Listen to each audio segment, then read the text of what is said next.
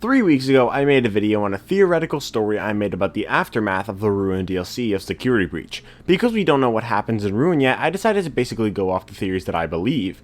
Of course, my theories don't all have to be correct, and some very well may not be, but the story was just theoretical and it was fun to make. A lot of you guys really liked that video and suggested that I make more videos like it, so that's what we're doing in this video. A while ago, Ozone hosted a challenge for people to make fan-made Phasma Fright stories based around a specific topic and title. The first one was called The Music Box. I participated in the challenge, but looking back, my story was really stupid, so I decided to make a new story based around the same concept but written way better and with a much better general story. Keep in mind that this is just a theoretical story, it's basically completely made up.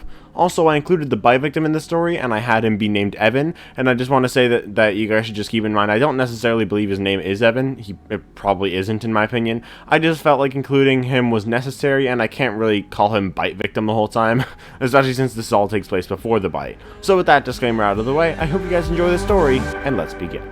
Make me a hero, someone to turn to and rely on their will to win. Make me a hero who puts up a fight both day and night. Oh. Eric stared out the window of his second grade classroom. A storm was brewing outside and the sound of thunder was rumbling, and a few raindrops had landed on the window. Eric chose a drop and decided to make a meaningless bet with himself that his chosen raindrop would hit the bottom of the window first. Eric! Eric's head instantly shot over to the right where he found that all the other kids in his class were packing up. He zoned out. The day had been over. His best friend Charlotte had been standing over him. Charlotte had been the daughter of Henry Emily, one of the men who co-founded Phasma Entertainment and also built the animatronics in Freddy Fazbear's Pizza and Fredbear's Family Diner. Eric loved Fredbear's Family Diner, and while he liked the character of Fredbear, his favorite of the characters had to be Spring Bonnie. Something about his design and voice resonated with Eric more than any of the other ones. However, there had recently been a new animatronic installed, and while Eric didn't know much about it or why it was there, he was interested by it.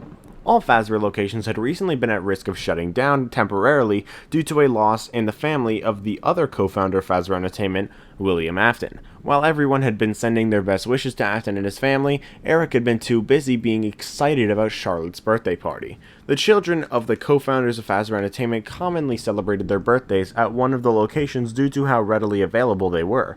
Eric's other friend, Evan, had been the son of William Afton. His birthday was really soon and was planned to be at Fredbear's Family Diner, but that had been thrown into question due to the loss of his mother. Eric, some of my friends aren't able to make it to the party today because of the storm, Charlotte said.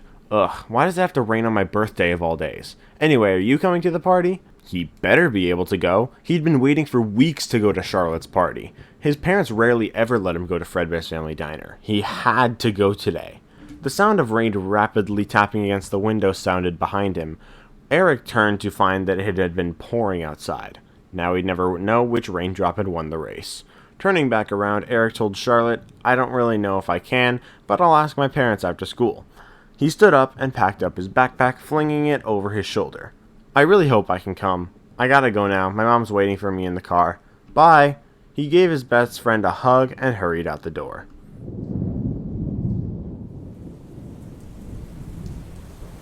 Kissing his mom goodbye, Eric rushed through the rain and charged into Fredbear's Family Diner. Immediately, he found that Charlotte's party had already begun. He was late. Charlotte? He yelled for his friend. The restaurant's layout was a rectangle, so Eric could clearly see Charlotte ahead of him.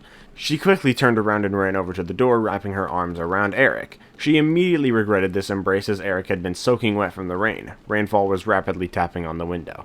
Charlotte explained what they were currently doing for the party, but Eric had been mostly distracted by the large prize box he saw to the right of the door. He saw on the wall a sign that indicated that this was the security puppet. Eric frowned. He'd heard about a puppet animatronic now being at Fredbear's Family Diner, but he had never seen it. He was interested by the idea of the animatronic, but it seemed now like it was just a security device. That kinda sucked. What's this thing for? Eric asked Charlotte.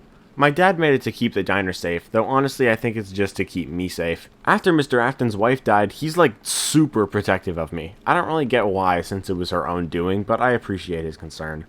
Eric suddenly heard chuckling coming from the direction of the stage. He noticed a group of some older kids, probably around 5th grade, laughing together about some joke someone must have told. It was as if they felt Eric's gaze as one of them, a tall dude wearing blue jeans and a green t-shirt, turned towards Eric. With an angry expression on his face, he instantly began walking quickly towards Eric and Charlotte. "What's your deal, twerp?" Eric stared up at the older kid, speechless. What's up, Brian?" "Kid's looking at me weird." He stopped in front of Eric. "What do you want, kid?" Nothing." "Why are you looking at me like that?" "I wasn't." "You calling me a liar?" Eric tensed. He wasn't calling the guy a liar. He was just saying that he wasn't trying to look at him in a weird way or anything. But the older guy didn't seem to be having any of it. This guy seemed to get pissed off from the smallest thing. One small look and all of a sudden everything went downhill. "Grab him," Brian said. Another kid, another tall one with a red t-shirt and black pants, grabbed Eric and dragged him away. A whirring sound came from the large prize box next to the entrance. A third kid ran to the center area of the diner and grabbed a few presents off a table. He took these presents and threw them on top of the lid of the prize box. Eric felt a thud, realizing the guy who had him had pushed him to the ground, and he hurt his shoulder. "You alright over there, kid? You still want to look at me with that condescending look on your face?" What the heck does condescending mean? No, was the best response Eric could think of the spot. "Are you asking me or telling me?" Brian said. "Maybe your girlfriend should take the fall for you. You seem awfully close, so I wonder how you would feel if I locked her outside.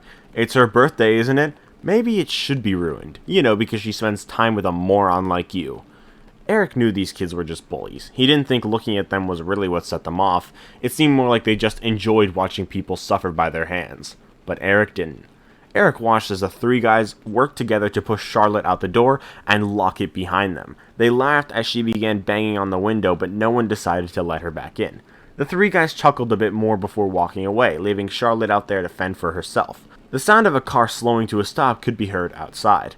The older kids kicked Eric in the stomach as they walked past him. The sound of a car driving away now sounded outside, and just like that, outside was silent, Charlotte had vanished, and all that could be heard outside were taps of rain on the glass.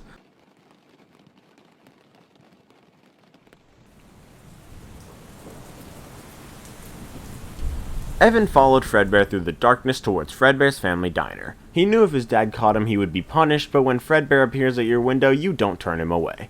Evan loved Fredbear so much, he even had a stuffed plushie of Fredbear that he poured all his love into. Evan had been deeply saddened by the fact that he couldn't go to Fredbear's tonight. Not only was his dad still coping with the loss of what had recently become his father's ex-wife as well as Evan's mom, but the storm had erupted outside and his dad wouldn't allow him to go. However, when Fredbear came to his window, although he didn't say anything when he motioned Evan to follow, he knew it was to bring him to the party he was missing out on. They finally reached the diner and Evan rushed to the window to look inside. His heart dropped. Charlotte was nowhere to be seen. Tables had been knocked over, and Eric was lying on the floor seeming to be unconscious, and Fredbear was up on stage. Evan rotated and found that Fredbear had been gone. How had he teleported? Maybe it was a different Fredbear, or maybe it wasn't quite what he thought. Maybe it hadn't teleported and just kept going without Evan noticing. Maybe it really was a different Fredbear, and nothing was wrong. He began to walk around the building where he found what looked to be someone sleeping by the trash cans.